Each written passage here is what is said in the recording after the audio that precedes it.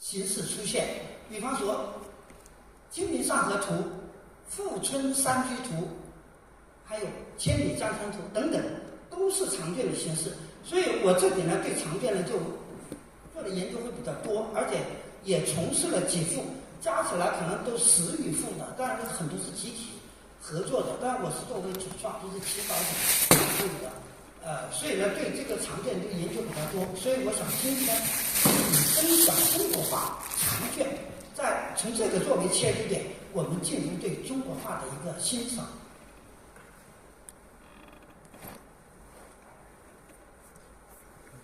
所以我们至今能够看到早期的这个中国画作品，全都是横向的构图。长卷画也被称为手卷，古时候的那个长卷，它作品不大，最高的就是50公分，51啊，像《千里江山图》就是51.5，已经是最大的，也是最长，接近12米。一般的长卷可能是10来公分、20公分，它是这样的啊，它并不是很大，但是它的形式也算是世界上最独特的一种艺术形式，其他的国家是没有。但是中国画的这种形式呢，它后来对我们的东亚，比如说日本、韩国等等，都会产生了这种影响。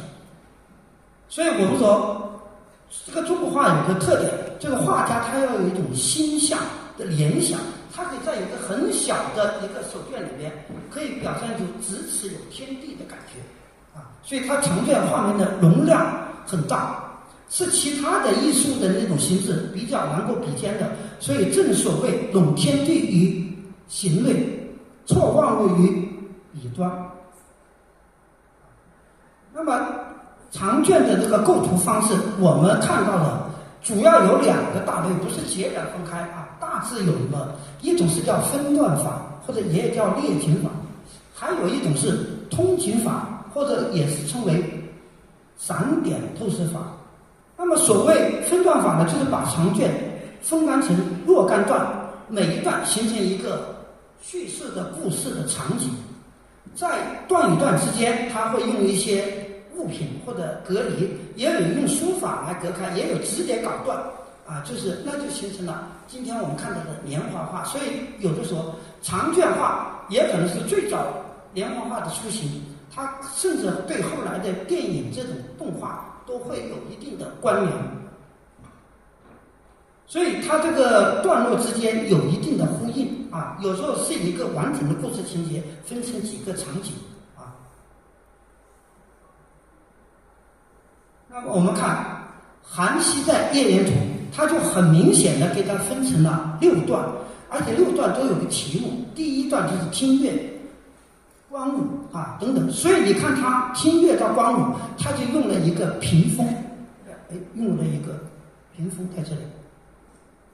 我这个笔还做不了，这个中部来，那我就它这个灯应该是哪一个？可能是太亮了。哦，在这里，到了这里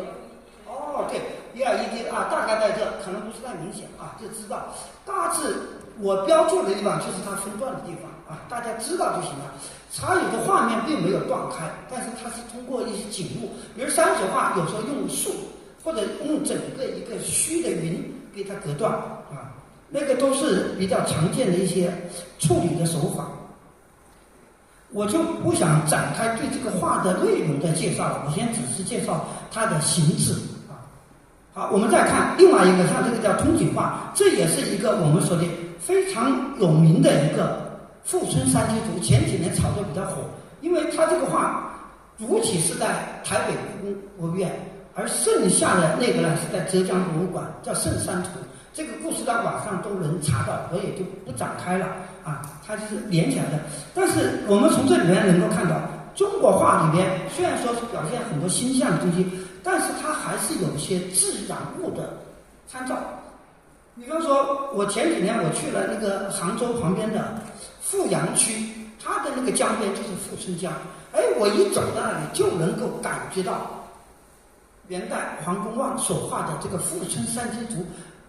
那种感觉。但是你说哪个景是完全对应上，它又对不上，它跟那个西洋画一样。你说找到具体哪个山，哪一条河的那个地方它有没有？但是你一走到那，你就会联想到，这就是富春山居图所表现的一个大致的场景。所以它这个呢，整个手法是用了一个浅降的山水，而且用的那个技法的国画的技法，就长短的披麻春为主啊。学过国画的可能就知道，它是一个笔用侧锋在上面拖，特别是适合画一些劈开的山有些石头它会显得画面比较厚重我们这个看看实景的照片。那么长剑是便于携带的，它所以古时候是属于文人雅士在交流来用几个人聚集在一起喝茶他就会把这卷子打开，也有欣赏书法，也有欣赏这个国画。很小的，一般我们就称为手卷。为什么称为手卷？它就有个手拿的。我这里早期的它也不是很大，大概也就是10几公分它是这个从右把这个左打开一点，一般就打到个60公分左右。为什么呢？它叫眼睛目及所为，目及眼睛所看的外面，它一般就会有一个小情节看了一段再卷起来又拉开另一段，所以它在设计的时候它大概都是这么设计。那么画也是这么徐徐地展开所以这个跟中国文字古时候的欣赏的，它都是融入那个书法。你看以前招牌，以前跟现在写的招牌都是从左到右，有时候找老先生写字，你都要跟他讲清楚，你没讲清楚，他还是习惯从右到左。但是有些文人现在你要找的一个老先生书法家，你叫他求个字，他通常还是用右往左这样的去来读的。这个就是说书画同源，它在这个方面是一致的。下边我为了大家观赏可能更直观，我就带了一个小手卷来给大家现场稍微展示一点。我请2位我的学生来帮手这个长卷你看挺精致的，是今年9月份我画的另外一个长卷，叫《新汉江河》。这个长卷原大是1米高，40多米长。那么我们在北京的时候，就为了在中国国家画院美术馆，就专门做了一个精品的小一本书，我们可以展示一下，可以看看这个因为这个画我今天不展示，大家知道，那古人他就是看一段，可能先看个题目，他就慢慢在那欣赏了，然后再看一段，这个叫今天就是写的叫序，那么古时候可能就称为画法它有个介绍的。他就看一段，或者是再卷一段。我们今天那个是在机上，等一下我再放。但是我们就知道一下，这个是画的广州珠江新城整个江河这慢一点一段一段，这个一段从猎德大桥这边一直到这里，就是我画的，我们一人报一段，我画的就是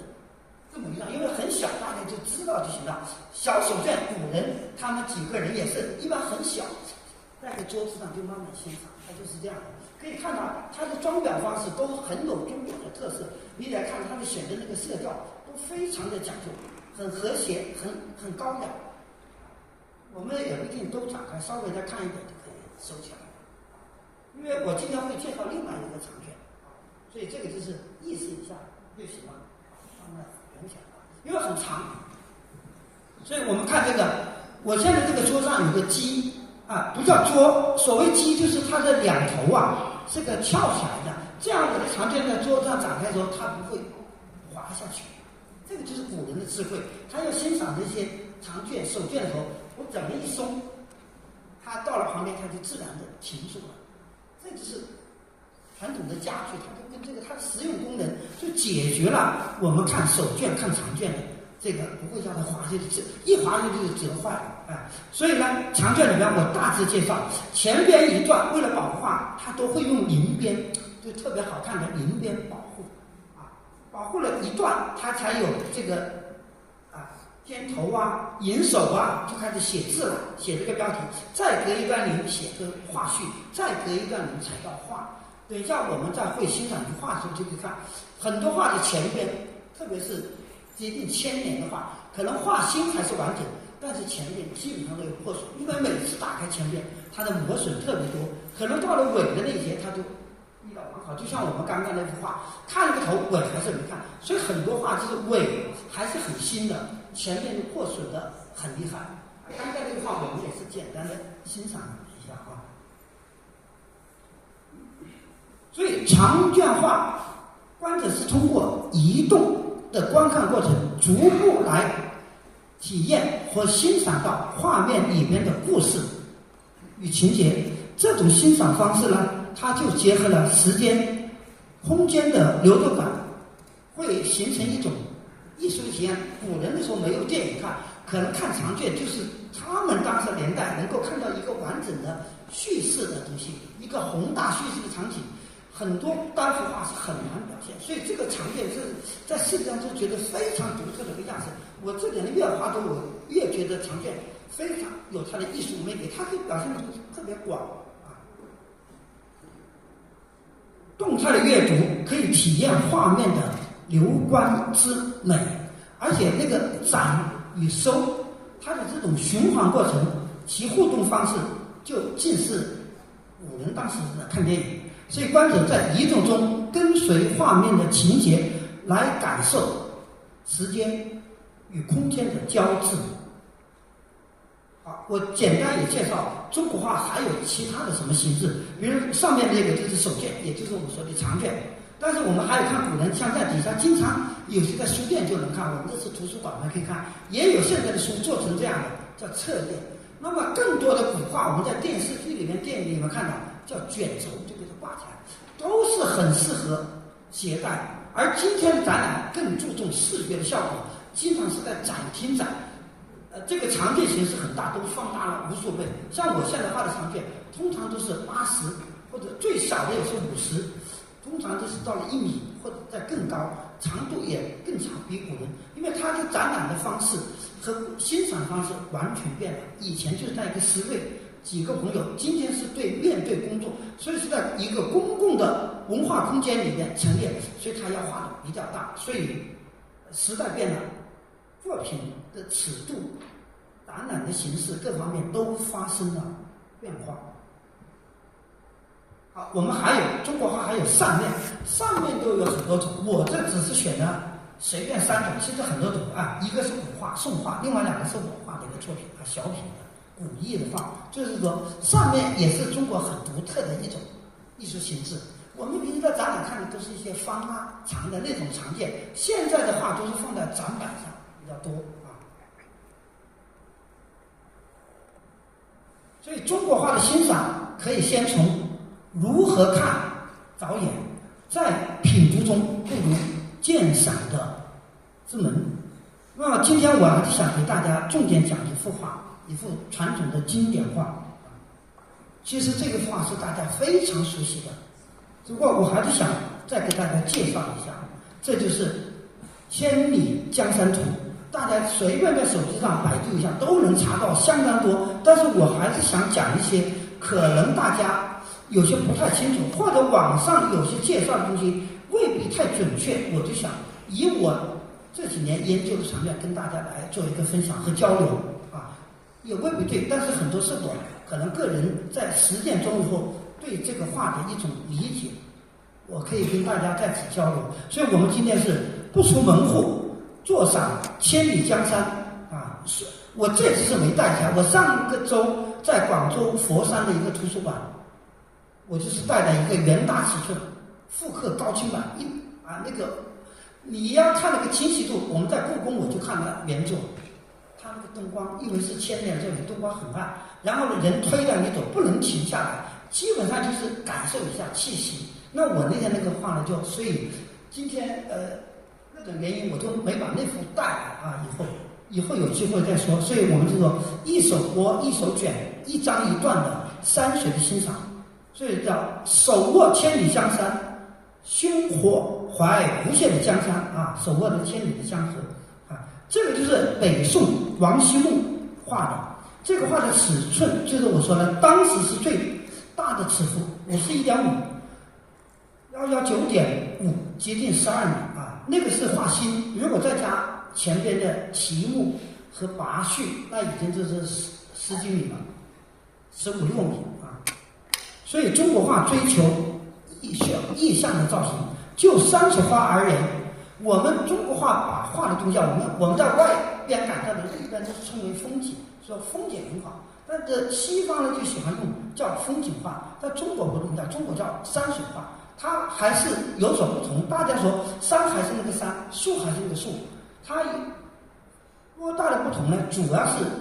西方相对来说，它是用科学的那种手法，比较忠实对象，特别是这个早期的那种画写实的。到了印象派呢，它是色彩上追求它的那种科学性。那么古人来画呢，它更多的是一种心性的写照，很多是看了以后画出它的感受。就像我在学国画的时候，我国画的老师就教我，你在自然界并不强调你一定要对景写实，但是我希望你更多的是观察。比如说画个树，你要绕树3周，他是强调你理解。我希望你回去能够默写出来，那你只能记住你最主要的东西，然后呢还加一些主观的东西。这个就是国画画山水跟传统的跟那个我们西画的那种直接对景一模一样的构图，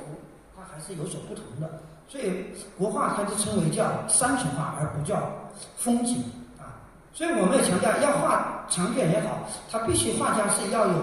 行万里路，平时在自然界中强调多看多感受啊，读万卷书以后，你才境界提高，你才能够照镜。这个照镜就不是按照自然的界忠实表现，它是有一种想象创造出来的。它也可以是借景抒情啊，也可以是对往过去的一种追忆。所以我们在说千里江山图究竟是不是参照了实景？如果他画的实景，他是画的中国的哪个省哪一个山？今天我想给大家分享一下我的这个这几年研究或者我读到的一种感受吧，跟大家交流一下啊。千里江山图总体来说，它的江山还是能够找到对应的点，等会我会举例。比方说我们刚刚的富春山居图，它基本上是能对应，所以它的山河大致能对应上。下边还有一个叫鹊华秋色图，是赵孟頫画的，它基本上是实景，虽然形有点像，但是那个景还是按照中国画来说已经算很写实了。所以这是一个元代赵孟画的浅降山水的代表作，它是表现的这个山东济南的这一个景象。那么我们会再看看千里江山图是表现哪里。这个就是2018年北京大学及国内著名的学者，主要是搞理论的美术史的，他们对千里江山图展开了一个研讨会。为什么要开研讨会？千里江山图至今都没有达成统一的认识。有的说这个画的特别好，一定是中国画的这个传世之作，也是经典的高峰青绿山水画。但也有人说画得很差，画得很粗糙，甚至就说这不是王希孟画的。还有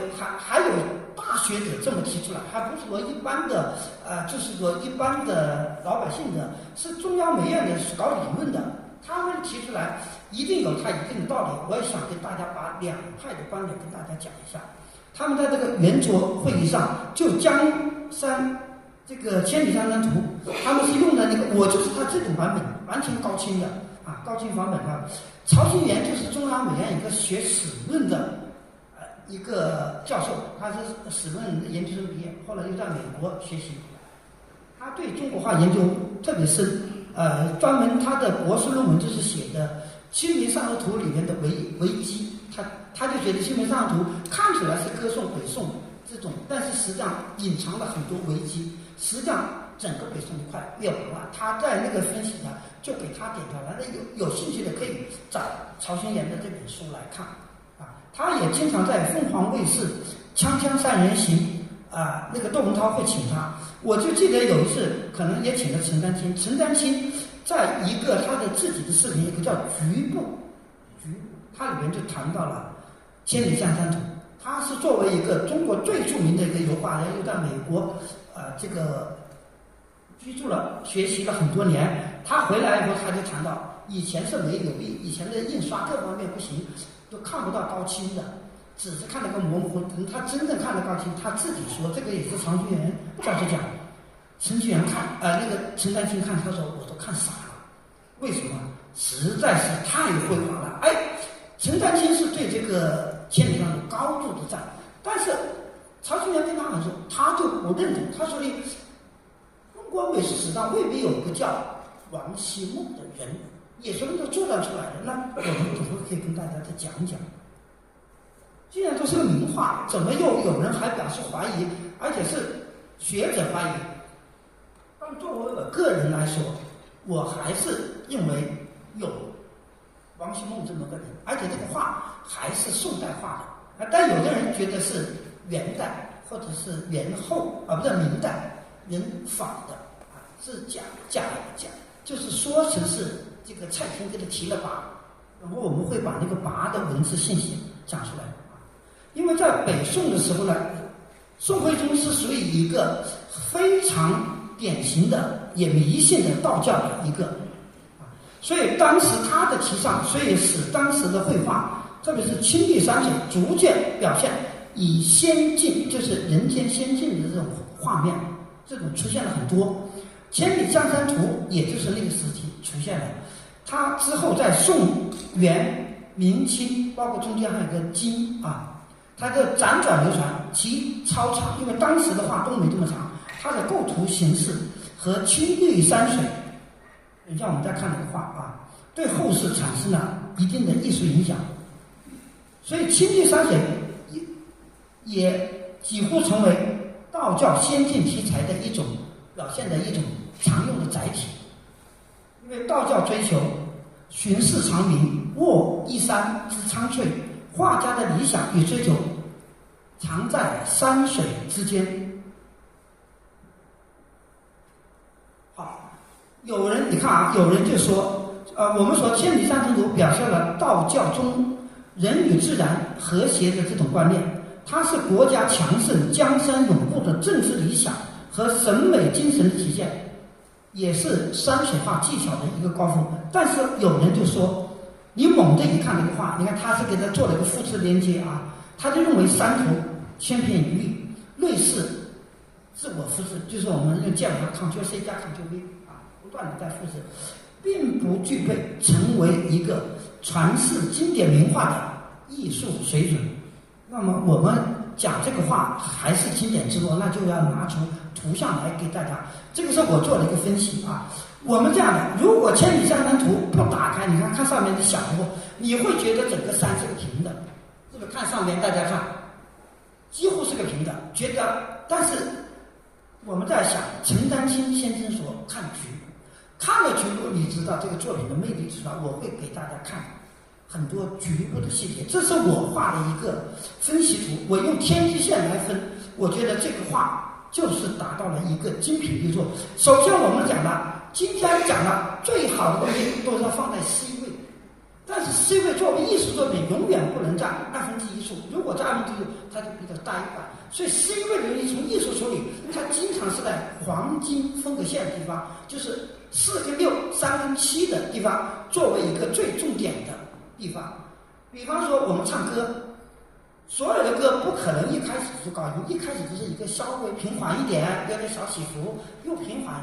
再又起伏。什么时候呢？基本上到了中间或者中后，它不会到正中间，就有个高潮。高潮以后上后又会低，回转一下，又平缓一下，最后到结尾的时候又来个小高潮。你看那指挥手一伸，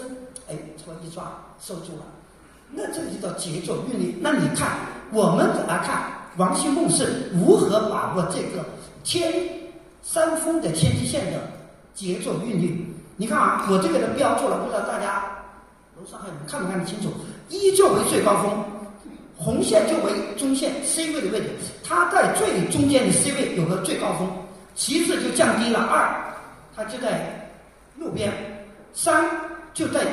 最左边，它就是节奏。它如果从高到低这么直接爬下来，那个叫很单的，它就是节奏，由低又加高，这就是这样。而且你看它的高峰，它6个高峰，我标了6个， 6个峰，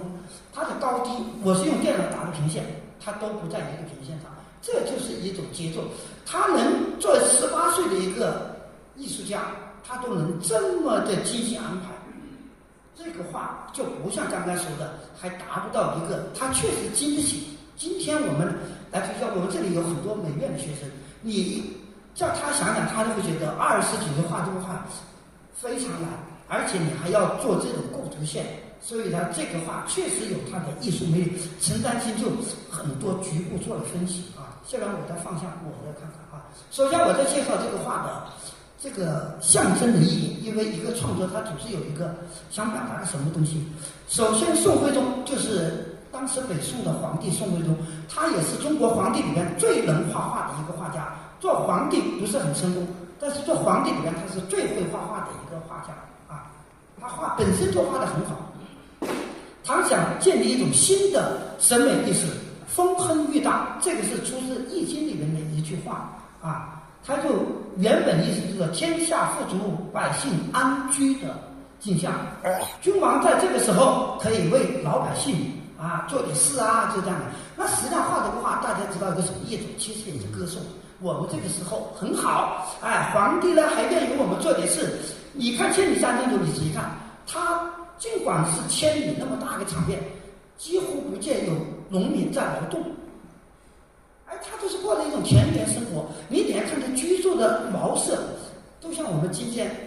特别我们深圳的人最想向往的那些清水的平台，用竹啊，你们可以看1000年前他就给你造了这么一个景。当你做到城市森林的时候，你就向往的田园生活，他1000年前就给你设计出来了。所以我们说，这个中国的画家也是景观和设计师。它里面的很多房子，那你没有一个设计能力，怎么去给它搭建？你看，它都很有情调的啊。我们看看这个，我刚才说了分了几段，这个我就底下了。开卷高山入云，我是选了个局部啊，然后呢就进入了一个辽阔的水面相接，人迹稀少，它整画没有多少人呐啊。其实北宋的人是挺多的，这是1到2段的转场。我们看。如果这个画我不打开，就这么一个小亭子，很多人欣赏根本不知道这里面有人。但是我给它放大，你看有个白色的，就像个仙人在里边，一个人在里边啦，还有一个亭子。你看今天来看这个景观的亭子也不差，用木桩打的，是不是啊？这你没有一定的设计能力，你是设计不出来这个亭子。还有一个斜坡上去，是不是啊？无放大，所以陈丹青说了，你不读局部的细节，你不要妄加评论。你越看细节，你就越对这个画它的魅力，你就会体会到。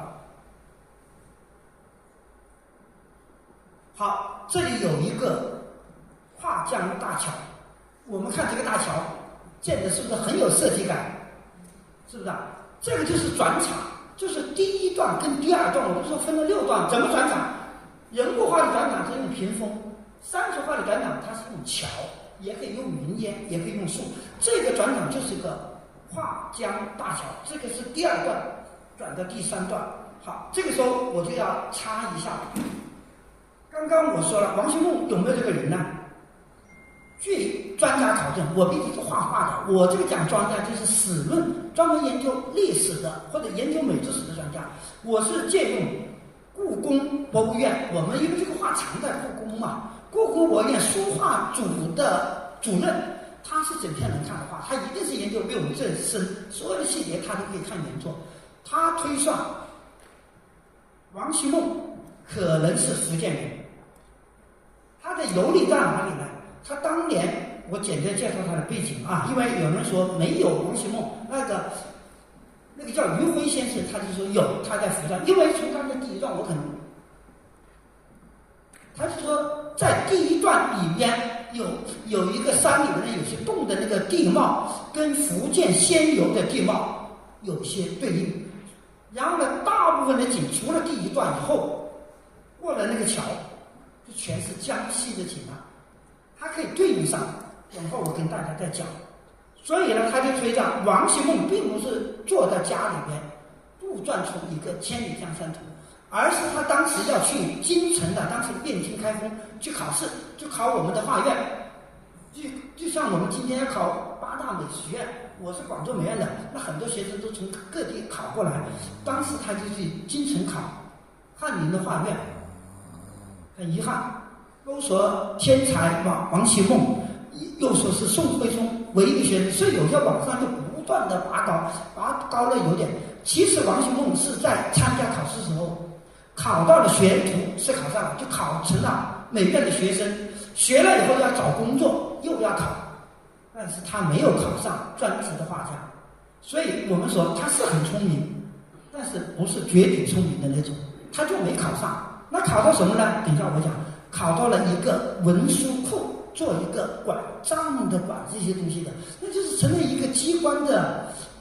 辅助人员，根本不是专业画家。但是这就是他励志地方，他就要画出个名画。到时候再慢慢讲啊，我先插一段，因为等一下我们要牵涉到讲江西的景，但是他有些东西呢，因为国画家，他有时候画的时候还是把时空打破了，因为他画的是心象的东西，并不是江西这个桥。据余辉先生考证，他说当年宋代苏州有类似这样的一个桥，这个桥而且有3层。我们看这个细节，第一层底下它是当时的鸡鸭猪交换的集贸市场，包括卖菜的在底下。2层是走人的，3层是达官贵人，有点小钱可能交一点上去，可以赏江山之美的，它还是有等级的，所以它还是很注重你。那天你看我们现在少数民族地方的风雨桥都有在那里面做一些交易的。你看我们以前的桥都有，以前乡村乡镇的桥里面都是搞这些交易的，农贸市场都是基础的，从古时候都有传。但是你看我们看900多年前的那个景象，有时候比我们现在那个城管要管你的那个怎么管都没有这种景象，它没有城管，但是你看整个画面都是一种人间仙境，没有几个老人都很悠闲，穿了个白色的干净衣服在那里。所以他说也有暗语，所有穿白衣服的都是一种仙人，所以他是不干活的，他就是制造了一个人间的仙境，道教追求的人间的仙境。所以他的话你看，只有渔民打鱼，原来很清闲很悠闲的打鱼啊，都是一种渔歌唱朗的意境。好，我们再看这个画里面，你不放大，它还有个水坝啊，但是还有一个桥底下的疑似通引的一个木桥，到了一个隐居地里边。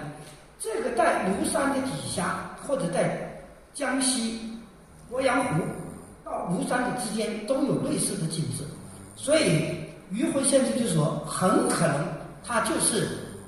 古人没多少时间游历，好不容易出行的，从福建要到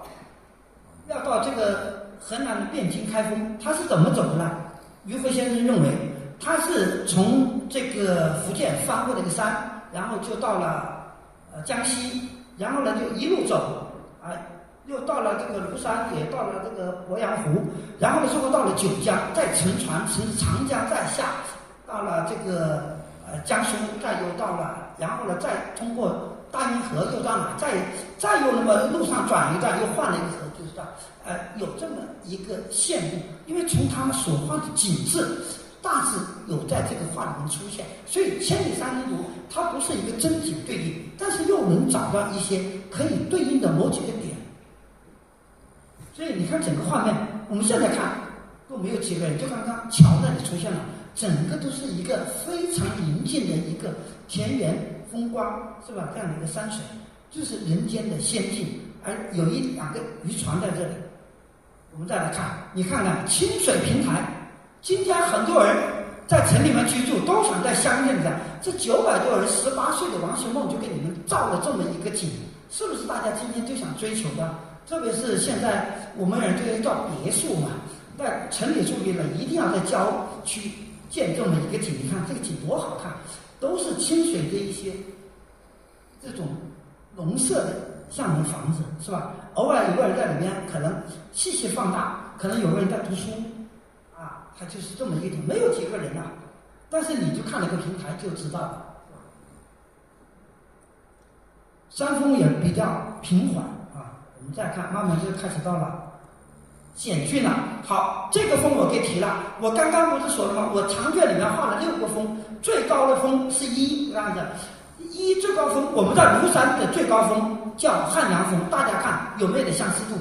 庐山的最高峰叫汉阳峰，它的海拔是1474米。哎，那你看其他的峰，庐山其他的峰它就没那么高，汉阳峰就最像它了，所以还是有一点能够对应的地方。底下它实际上底下有条路，我现在用这个屏我不知道能不能指挥到啊。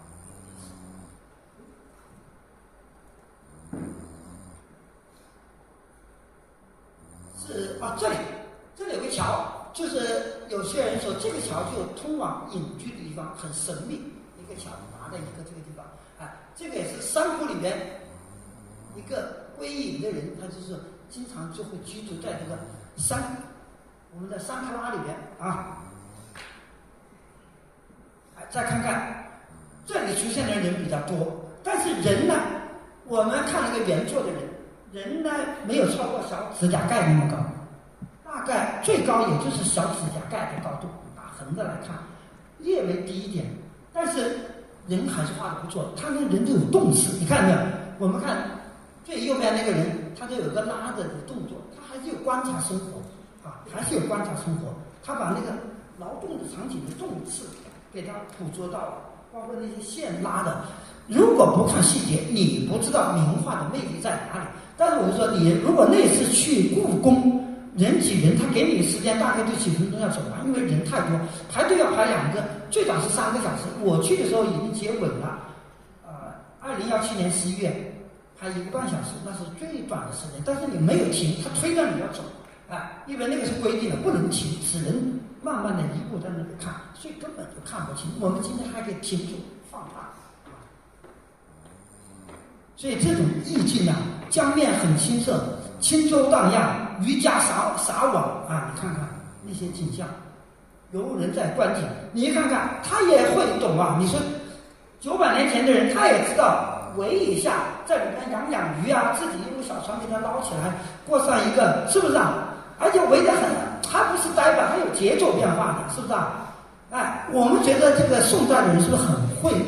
生活呀，很懂生活？你不看细节，你都不知道，以为我们今天人很会生活。你看人家1000年是怎么过的，是吧？他已经制造了一种理想的一个图景，实际上他也是歌功颂德这个皇帝。你看，在你的江山，那么在中国里面，江山是什么？江山就是个国家，是吧？你宋徽宗你治理得好，人民都是这样的幸福生活中，是吧？人民对幸福这个追求，就是我们要做的事嘛。所以天下富则百姓安定，隐藏于画中的唐的诗，因为我们讲的宋画大部分它都有内容就是唐的诗意啊。这个落霞与孤鹜齐飞，秋水共长天一色，本身这一句话就很有画面感，是不是啊？渔歌唱啊，想求彭蠡之滨，彭蠡就是鄱阳湖啊，这个是北宋孟浩然的诗啊，人离湖中望庐山，其中的一句，整个这个千里江山图基本上都可以对应孟浩然的这个诗句里面的很多的句子，不是每句都对上，但很多句子有这个意境的出现。这个就是我们找了一张照片，这个是鄱阳湖上望庐山的一个实景的照片。好，这里边还有疑似福建啊，这个我这补了，刚刚有没放大，就说开头那里有个这种洞啊，我给它放大了。这个就是福建仙游有这么一个地貌的洞啊，所以从这里推断，王希孟可能从他的出发地是他原来生活的地方，离开了就整个游历了江西。好，这个底下呢就疑似庐山附近底下有个叫西林寺和西林寺塔，看看隐隐约约有个塔吧，画的很有那个虚无缥缈，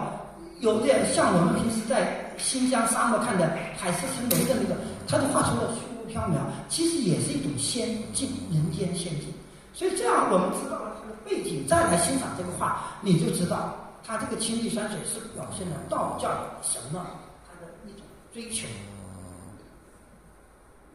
好，这个我们再找几个实景，这个就是庐山有个三叠瀑布啊，他画了个四叠，但是大致还是有艺术的处理嘛，还是能够有对应的地方。还有一个更奇妙，就是跟道教有什么关呢？这个画里边如果不放大，人家不知道，它有一个三层炼丹台的道士的成仙的地方，因为他这个强调道士成仙要炼丹也好，还成仙。还有呢，他们传说还要有白鹤，在这个里面不放大，原来我们都不知道。这个千里山神湖里面竟然还隐藏了一个小的白鹤，很小。如果看到那个原大拿放大镜就可以找到，不是那么容易找。但是我就给它不断的放大，大家可以隐约看到底下呢，这有一点啊，有一点相似，所以都是跟道教有关的。啊，这个右边就是遗失道教的一个白鹤观，一个那个环景，或者是隐居舍啊。所以我们说刚刚用了那个孟浩然的那个盆地湖中望庐山，他就说讲了很多那些隐居的那些，他们就喜欢在山崖底下建一个，你看这个环境建得很好啊，包括那个整个围的那个院子都很有造型，很有疏密，很有节奏，里边还有人坐在这里，你看这站这个人都非常少，是吧？所以我们说中国的山水画家也是园林的设计师。比方说元旦的一战，他就为了苏州的狮子林会稿，清代的石涛，他也是我们所说的大家，他也设计了扬州的这个13房，实现了以画来造园，以园来映画。所以我们看这个画里面，又像到了一个生活中的一个现实中的一个这种园林景观的一个场所，都照镜照得非常好。那么我们再看一下，宋徽宗皇帝被称为是他的老师啊，在画法上跟他有不同。《千里山山图》的树是采用了墨骨法，墨骨法是中国画的一种技法，他就画了个树管，不用双钩，一笔成型。但是他的这个老师是用双钩来勾线，整个画法还是不一样。宋徽宗画工笔，画的是富丽，这个色彩堂皇，而这个王希孟呢，他就主要是用了一种矿物质的颜料，那个是用植物质加一点矿物质，他这个是覆盖率特别强，喜欢用三绿三青，所以我们会称为青绿山水。也是到宋代这个时候，他的山水画才真正成熟了。之前展子虔那个近代的时候，展子虔画的有一点青绿的雏形啊，到了唐代，这个称为大小李将军，他们也有画，但是呢，没有更多的实物或者来证实一定是他们的。真正能够看到的实物的，目前也就是这个比较成熟的，就是《千里江山图》，而且还在故宫。所以可能以前有的失传了，目前能看到最完整、最早的就是这个啊，其他的呢，它有那个雏形啊。所以我们说，中国画虽然也属于世界的艺术，但并不是说观赏画就只有看图像这一面，在实际的欣赏过程中呢，我们还应该结合着什么？结合着文本的识读。比如中国画中，我们刚刚讲了，它都有写那个序跋啊，有落款这些文字，还有收藏的人写的一些评价，这些都是我们需要读的。通过读这些文本，我们可以对这个画有进一步的了解。所以在传统的光画中，对作品的读就包括对相应这个技法的判断与识别，其中隐含着对题跋啊，这个在长卷中啊，有些间隔它就会有很多跋，它就可能这一段就解释这一段啊。所以我们经常在欣赏画的时候，老师就说你要学会读画，但读画也是指画面上你用眼睛一幕一幕的等于这样扫描。还有一个这个读两层意思，一个是真的读画，一个是读画里面的文字。他提供的信息帮你来解码。好，我们再来看，为什么说王希孟有人怀疑没有这个人？他是这样的，所有的信息就出自蔡京的这个画的提拔。蔡京是当个北宋的当时那个太师啊，丞相啊。政和3年闰4月8日赐，这句话什么意思？就是政和3年，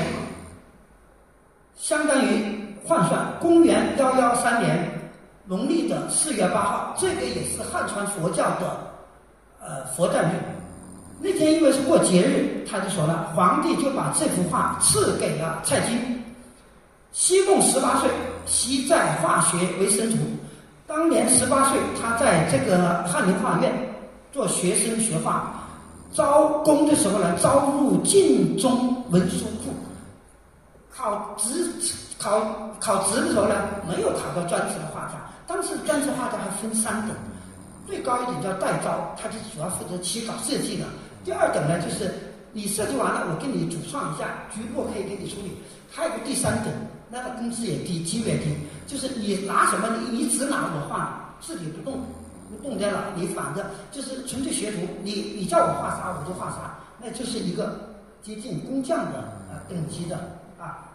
即便这样，所以我们说天才王希孟还是没考上，所以才因为有人质疑，也不是没道理。你就说他是天才，又是宋徽宗调教的，看看这样的，数以画线，他不断的画画献给皇帝，叫皇帝看。魏圣公皇帝说画的太粗糙了，不够工整，不喜欢。上知其性可教，皇上知道其性他的这个天赋还是可以教的，所以呢就不断的跟他讲你应该怎么画啊，亲授其法。半年后，所以他有这个励志就在这里了。虽然我不是画院专业，今天我们也专业很多画家，也比很多民间某些，因为他要发奋编的那个劲，经常出了一些精品。你看我们说翰林画院有那么多画家，没有说10大名画里面都有他。张择端时期翰林画院跟他同时代稍微大一点点，也同时期这个早几年就创作了《清明上河图》，他就是画院的专职画家，但是他还是王希孟就没有啊。半年之后，他就以此图来进皇上，这一次皇上肯定他了。因此，皇上拿了这个画，又借这个节日佛诞日送给了蔡京，为天下是这个画很多解释都有，10个版本都有。就是讲有的人说这是你要创作而已，也有人说你蔡京你要多做事，我会奖励你的。反正总而言之，不要嘴巴只说，你要做出来。或者也是指王希孟，他终于还是用他的作品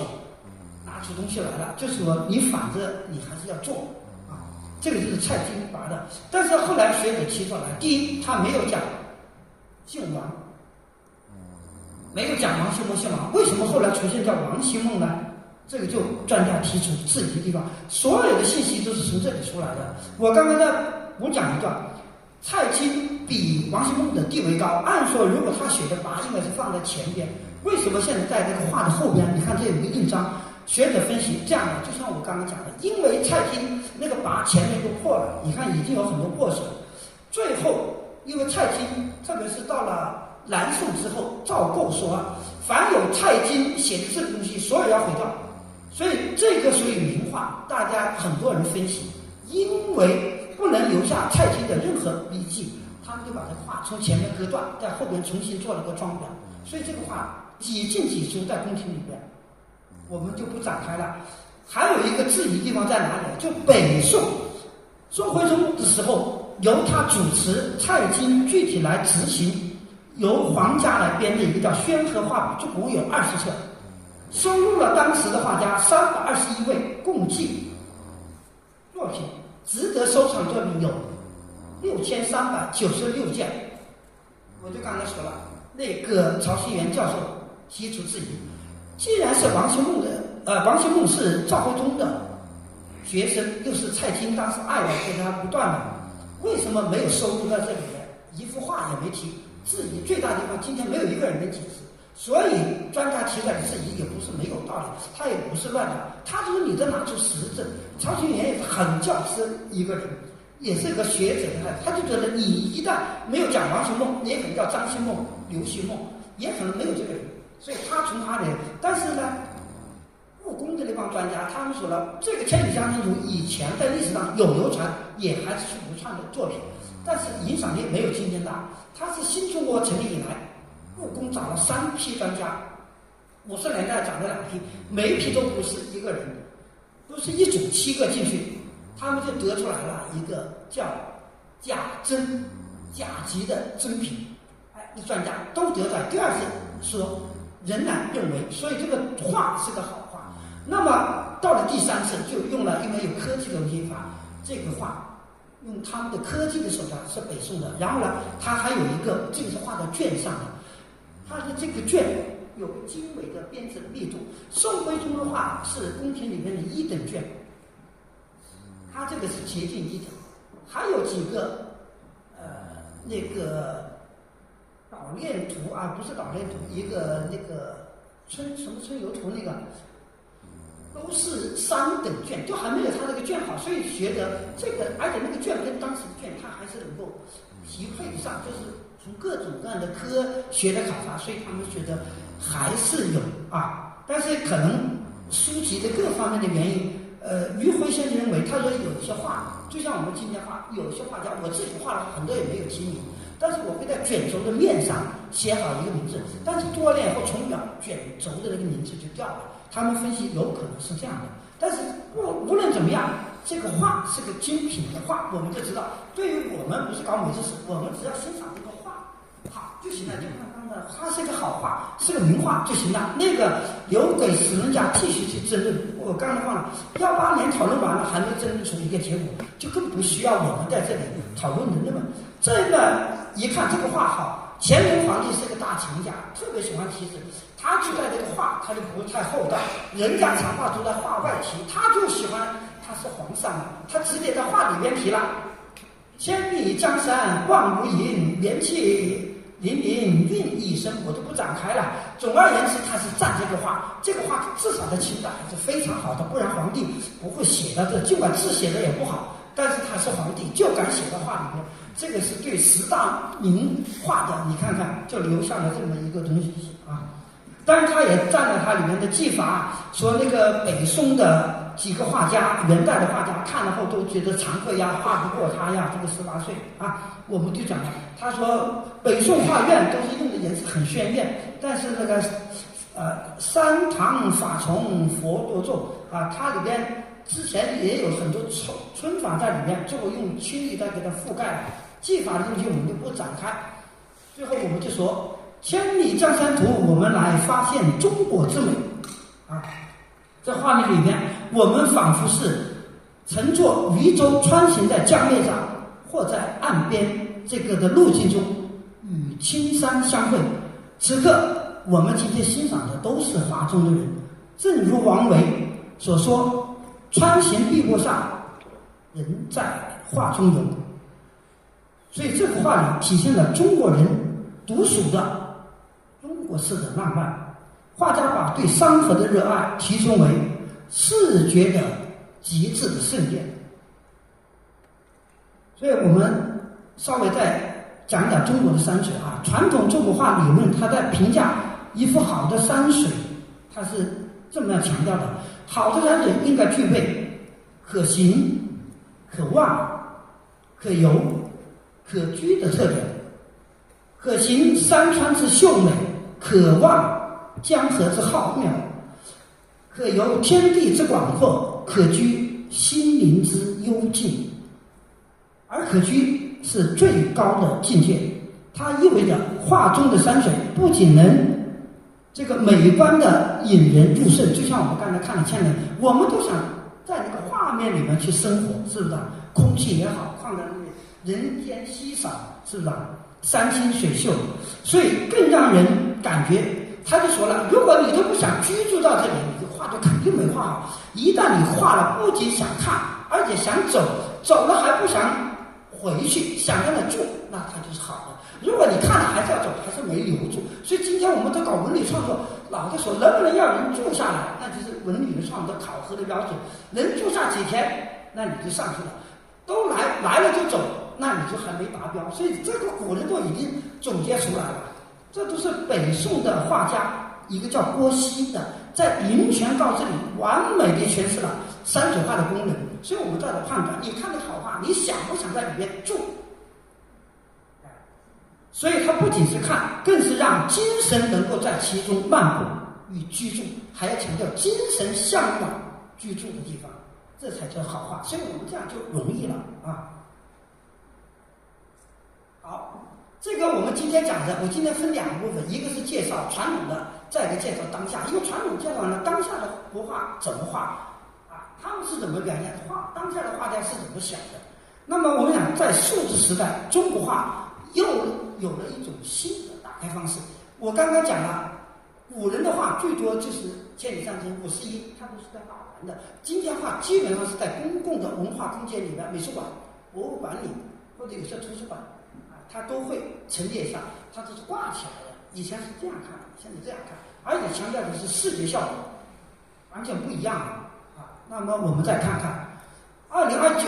这个2028年8月8号，29届这个北京奥运会的开幕，它就是以这么一种方式，数字时代到来了，还利用了一个用数字艺术在两朝徐徐展开，当时就是以千里江山图来展开的这种呈现。这么我就觉得从这之后，数字艺术跟长卷跟绘画结合就越来越明显。这个至少是在一个重要的大型的这种场合，用数字来体现传统绘画，是从这个时候，之前可能有，但是规模没这么大。这个呈现在世人面前，基本上从这里可以作为一个线，数字时代已经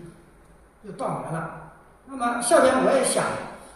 用一个数字的形式打开一个以我起稿的，我们去年创作了一个75米的长卷，表现了广东21个地级市，我画了其中的大湾区点，由我独立起稿和主创。那我们就播现在的大湾区这一段，因为限于时长，我只能播其中一段。我先用一个很幽静的、很田园的风光带入大湾区。大湾区都是城市密集的地方，我还是要制造一个田园风光的景象。这是罗浮山，很生态的景，首先是鸟，你看看鸟声、山林、田园、瀑布，慢慢进入了广州。因为画都是个浓缩的，这是个大学城，红色的是广州美术学院，这里有广州美术学院的人可以看一下啊，浓缩的，前边是科学展馆，底下是中山大学北门啊，为去年中大100年校庆而画的。小蛮腰看灯塔的变化，这个就是现代数字艺术，让小蛮腰发光。亚运开幕的场馆是吧？歌剧院、省博啊，广州图书馆、广东省政协啊，到处都有鸟，你看看。即便城市化建设到今天，我们一定要注意生态，所以在这方面还要造这么一个境啊。珠江，这是船在江上行啊。到了南沙有个叫彩虹桥，它就是用红字做了个网状，所以叫网红桥，打卡的地方。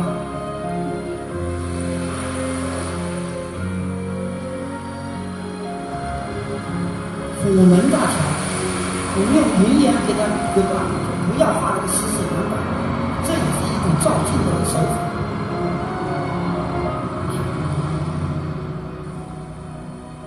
底下是东深工程。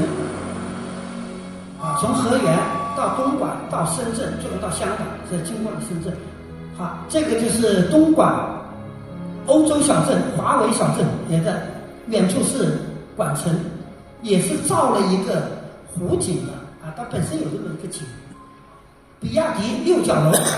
比亚迪。好，这个是你们旁边的市民中心，是不是啊？你们的深圳的中轴线平安国际广东最高的大厦，中国第2高的啊。这个是春茧，这个是腾讯总部。好，春笋啊，这个华侨城的底下那个湖，那个上面是个鹏城研究院。前海啊，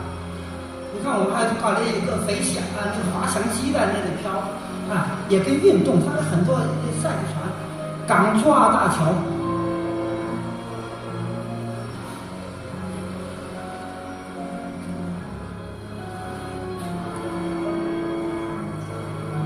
海航展的无人机出现了，这就是新的科技跟传统的场景结合起来，出现了新的视觉方式，声光电全部接在一起了，这就是新时代的场景应该呈现的一种样貌。歼20两个飞机是歼20，深中通道要跟你们深圳有关联的，到中山的中山温泉。这个伟人故里啊，孙中山的故居翠亨村。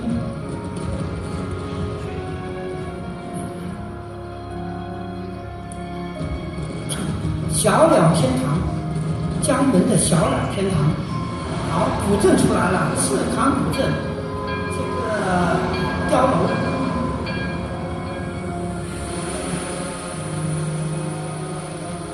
有轨电车穿梭在古镇里边，古镇的新貌。无人机在农田里面工作，这是当今的新农村，也是整县农村的一种景致。这个都是以前的话没有的。好，这个是传统非遗的了啊，这个是龙舟、佛山的叠轿还有漂移啊，去年很火。千灯湖啊，这个是佛山的世纪莲体育馆，这次十五运也有项目在里面。我们以生态开头，再以生态的结尾，到了鼎湖山，你看有瀑布，是吧？啊，七星湖、七星岩都是以自然的景观来开头跟结尾。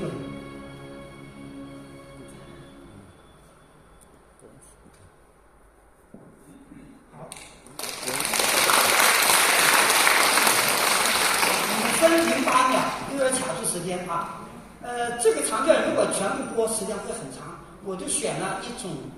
其中的一段，因为大湾区段我表现了很多深圳，刚刚视频晃了一下，我下面就开始来分享我这个创作的一种想法，因为是我自己创作的，起稿是我为什么要这么处理，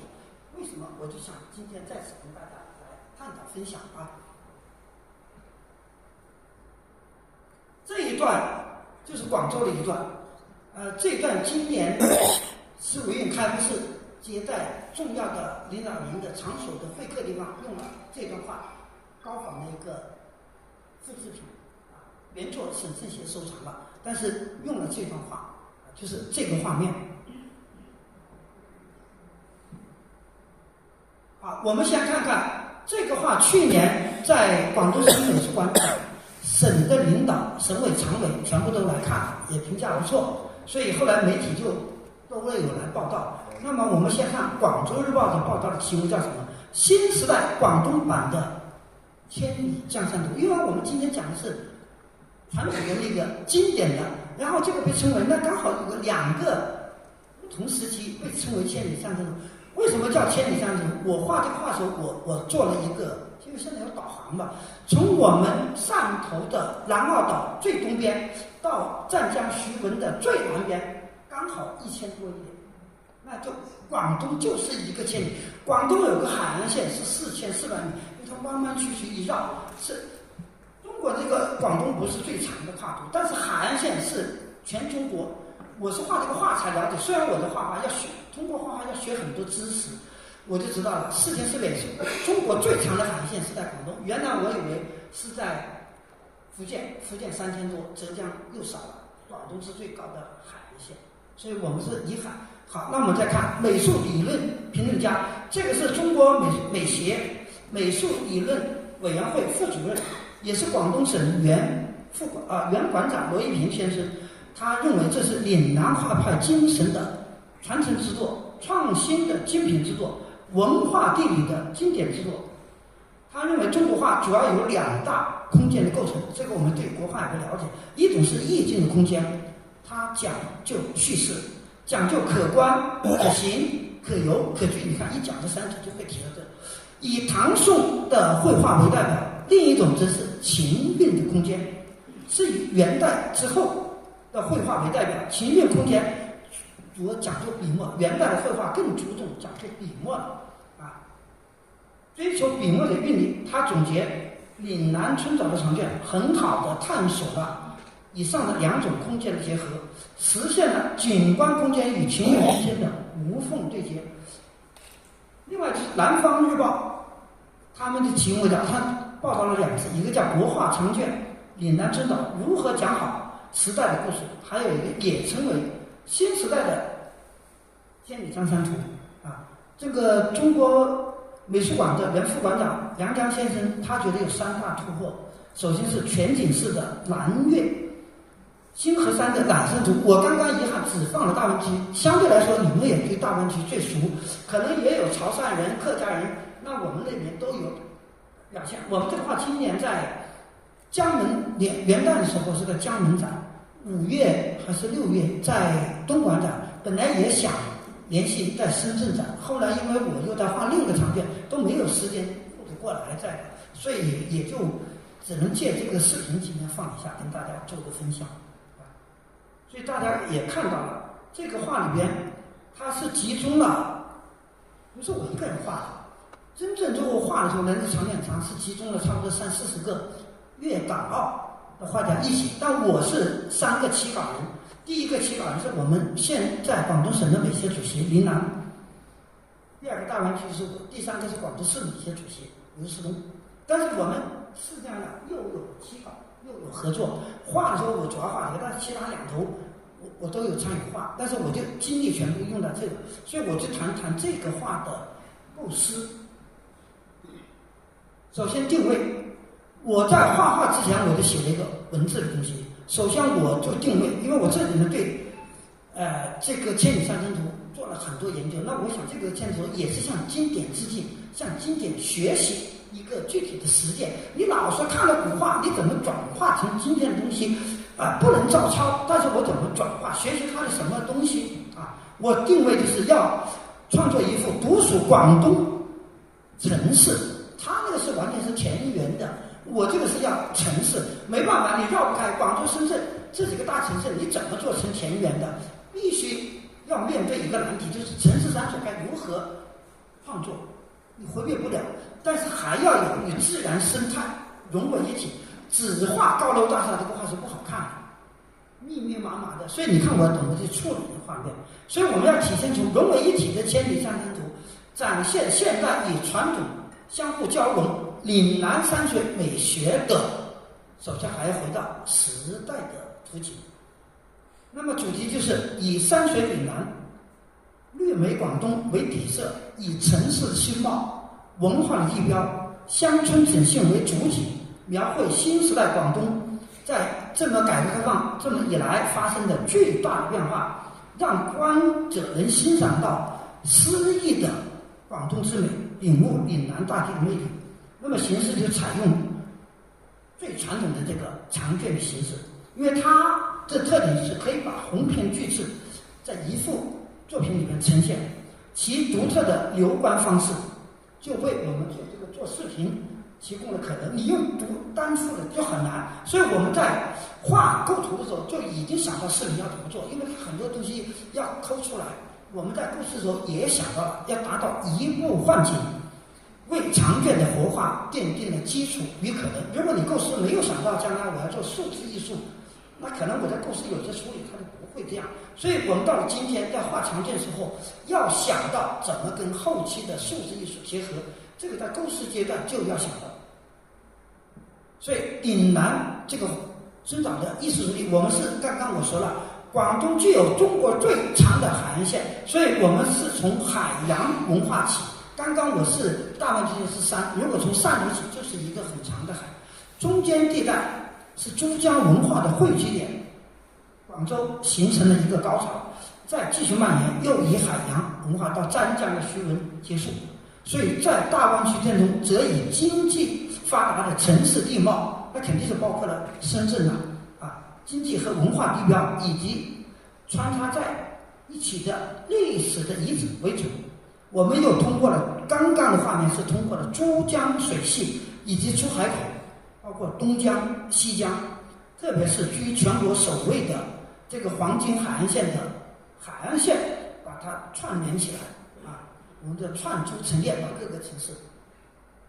好，我们再看一下地图，大湾区大概是这样的，我们之前就称为9+2，那实际上我们的话就等于是从这里这个惠州，我们惠州、广州从里面绕，再绕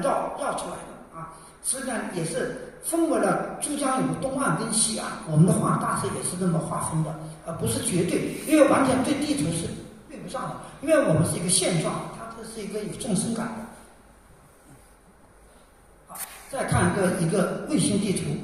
因为我们画画都要反复研究这个地图，起码找了10几个版本，研究它的经济地貌，是吧？我们再看这个图里面有发现了什么呀？广州为中间，刚好两边有2个山，一个是罗浮山，一个是鼎湖山。那么我的长点，我就观察了以后，这2个山刚好都是接近1000米，那我就把这个开头罗浮山，结尾鼎湖山，而且他们2个这个山很有意思，他们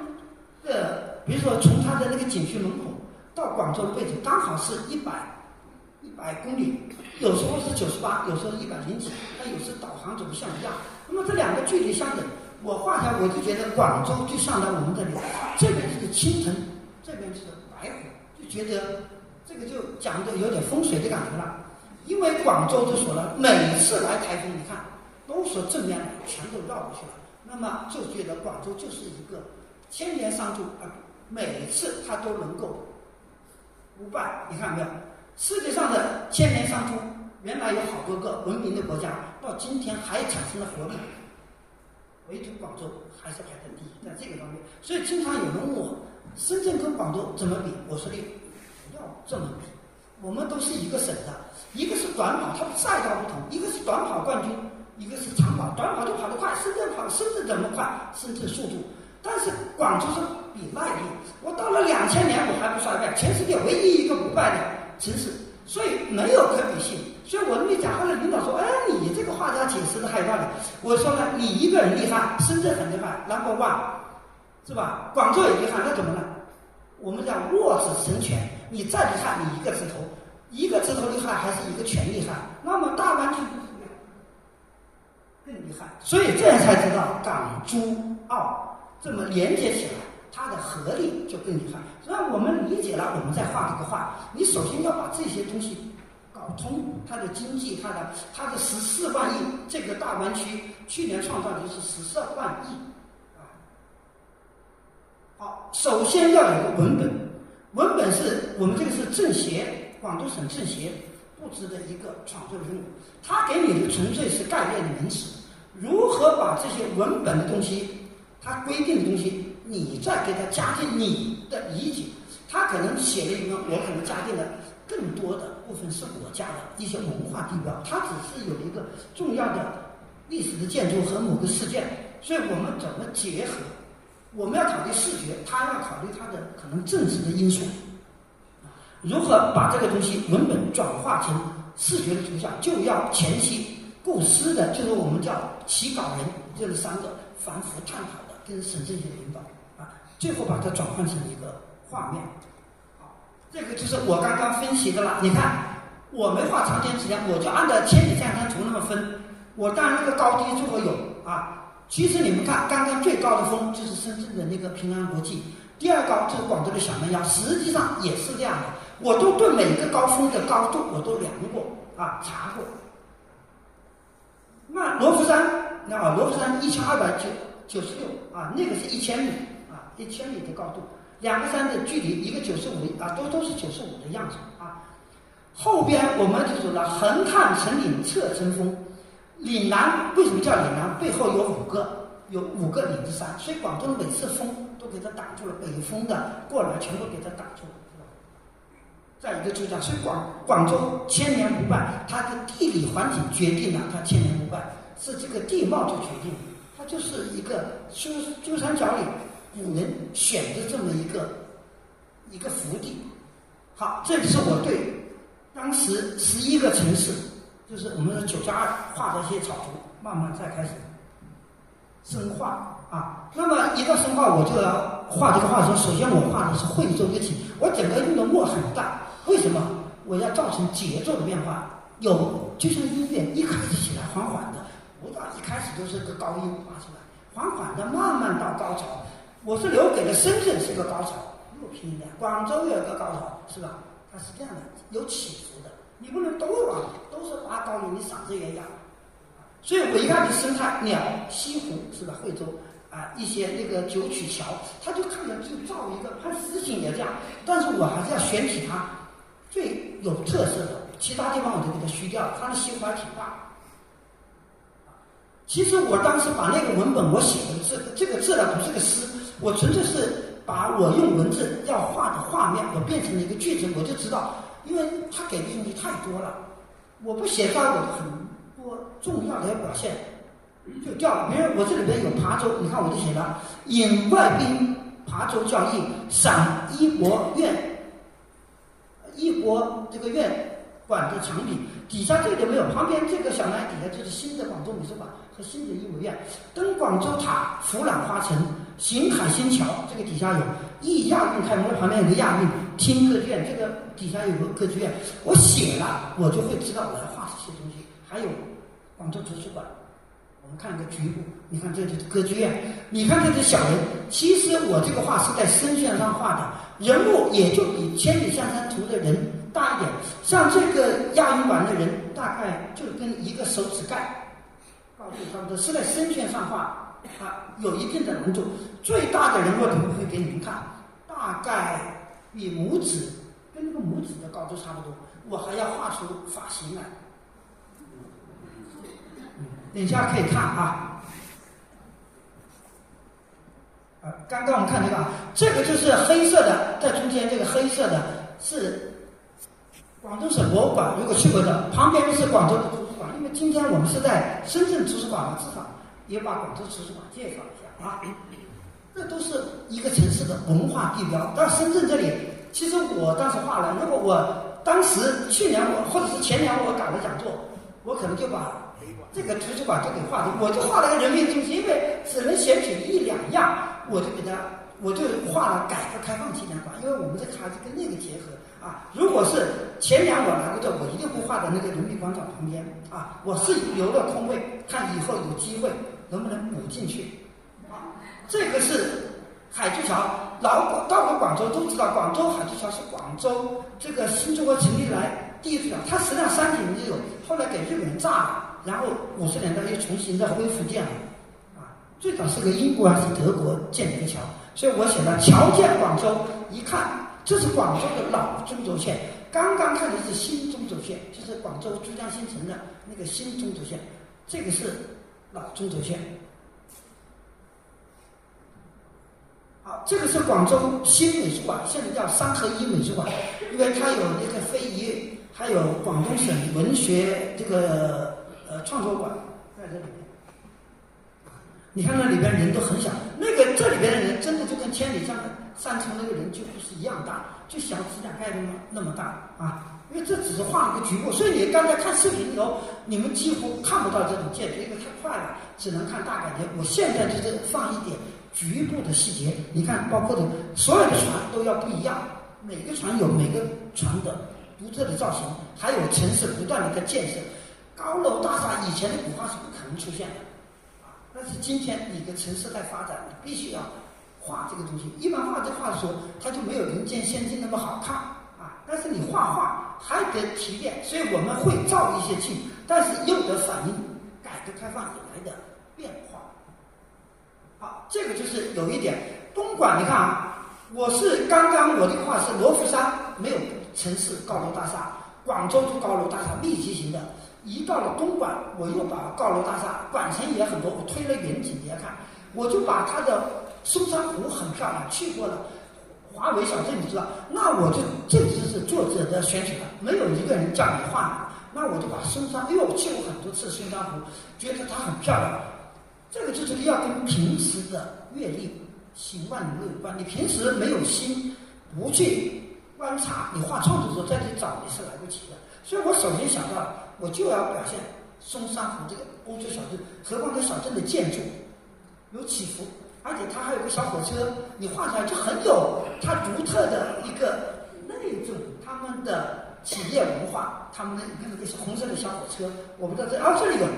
底下看到没有那个小火，哎，你可以想象叮叮当当那个声音，刚才我们的声音可能有一点，它就可以带到那个情景，这也就是一种照镜的手法。你要选什么？如果我把深圳画的密集的房子，广州也画，你东莞画，这个画就堵死了。所以我们国画讲，疏可跑马，密不透风。密的时候，你看深圳，我这个管前远处我还是有密的，但是我给它缩小了，整个占的比例小，我还是给它密，因为它毕竟是现代城市啊。那你就靠处理，但是我把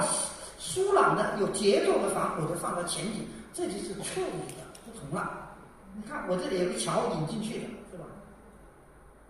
好，再讲讲这个东深供水，这个就是从这个河源的水经过东莞再到深圳，那么我们就说了，引东深供水，送生命水源，送给哪里？香港，大家都知道。那实际上就港珠澳连为一体了，就知道引水思源。你们要知道，这水是从哪来的？是经过了深圳，再处理了以后再送去的。它到东莞了以后，把那个水要提高，再送到深圳，深圳再经过水处理，再送到，所以它也被称为政治水、生态水。啊，好，我画深圳一开头，我并没有画高楼大厦，而我是画的深圳的红树林。哎，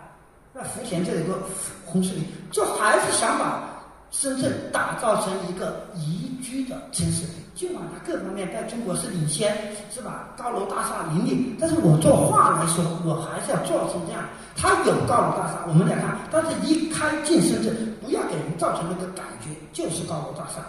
我尽管在画里面的最高点我留给了深圳平安国际，但是我还是要你看，这里，哇，这个地方其实是可以加下啊。如果按今天看，我都一下，可能反对吧？要陈老师。深圳图书馆在什么位置？我就后来加了一个改革开放纪念馆，它在旁边，我就给它搬了一下。对，其实我是把很多，我跟你讲，我这个叫移花节目，因为深圳我们一定要表达上市，敲那个钟啊，5票交易，把那个钟拍在这个改革开放的一个上面，就这个楼，它后来它原来的楼是租的，现在是建的，所以我都查过历史。你要画原来的楼，它只是个租的楼，它也搬过2次啊。这个是最早的国贸，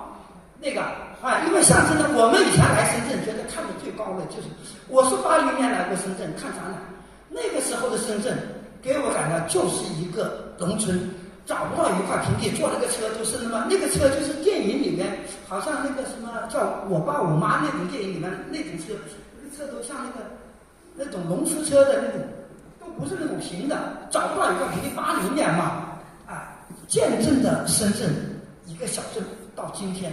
成为中国第1线城市。我在画的时候我就感触很多，其实也是看过，因为我是见证者。79年画了个圈，虽然我没到，但是我的老师说你应该到广东，因为深圳那里就是一个特区了，你靠近特区近一点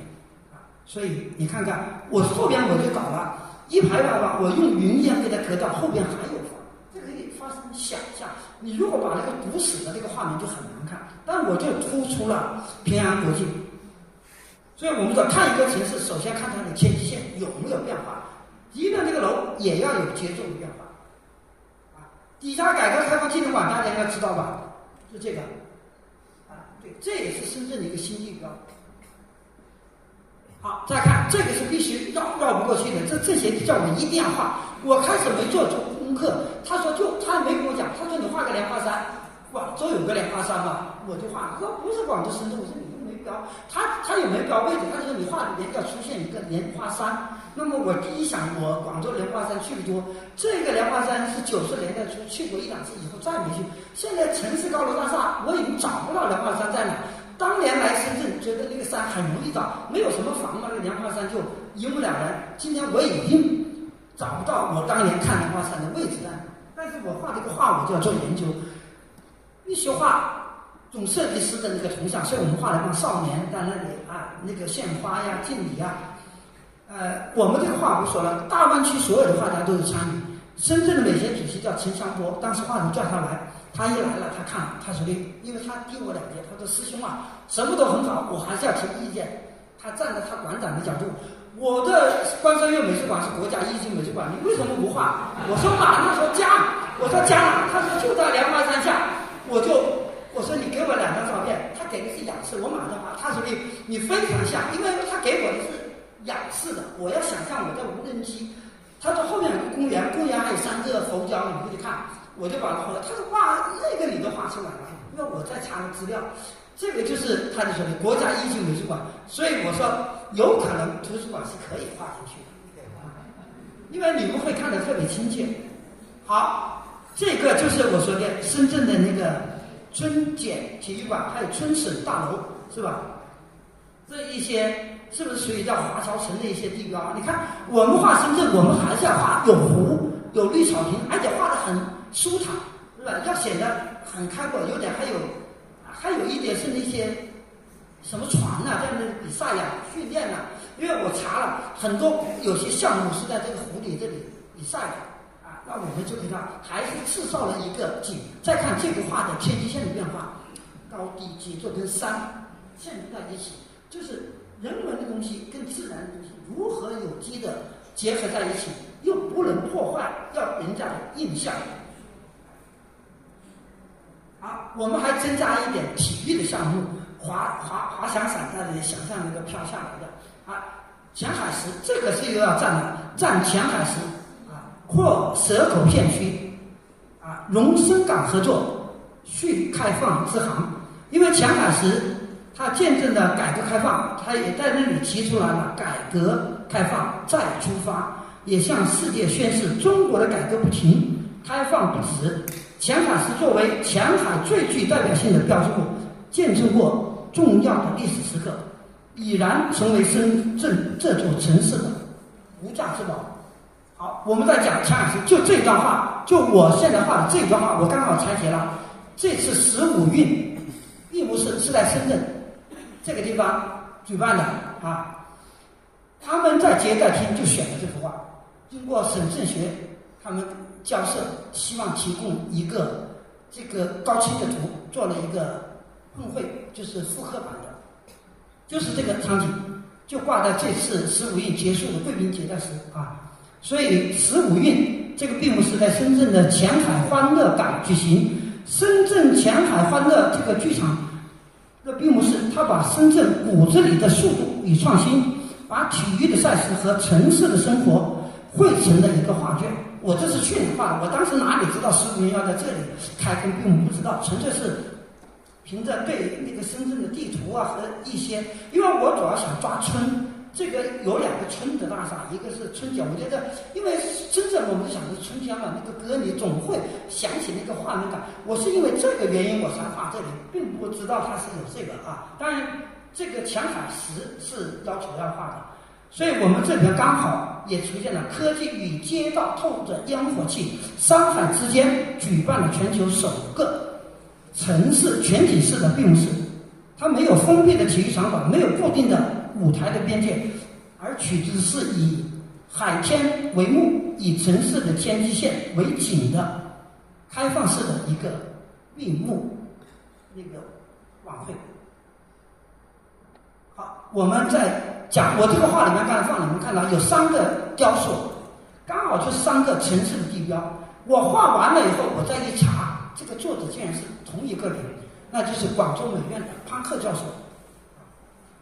最早海珠广场那个教授是尹昌记，但是后来是文革什么时候就给他砸掉了。我们知道改革开放以后，80年我就下去看了潘克跟杨明成，我们后来的院长放到海之光了。深圳的开荒牛、珠海、榆林都是潘鹤先生做的。所以我们说，不同的地标不但反映了一个历史时期建筑与雕塑艺术的形态以及它的审美，还反映了那一时期人们的生活状态。所以有些学者说，看见一个地标就一定会想到一个城。我们看天地标，看着珠海榆林就想到了珠海，看到了开荒牛就想到了深圳。它不仅能触摸到岁月的艰辛、拼搏、风情与精神，还可以是几代人的回忆啊！所以潘鹤先生曾经就说过，好的艺术作品应该是面向人民的，应该具有广泛的社会影响和公共的价值。那么看珠海的榆林，我们就给它混搭了，又把那个日月贝，它其实还没有完全在一起，但从画面太散了，给它组合在一起。你看那里面的小人很小啊，人家显得人是画面点睛的，虽然不大，它富有生命力，所以画面有没有灵动，就看你人的画面里边的点景能不能点出来。你看，我们又加了很多海鸟在旁边飞，都是一种营造诗意的现代形式。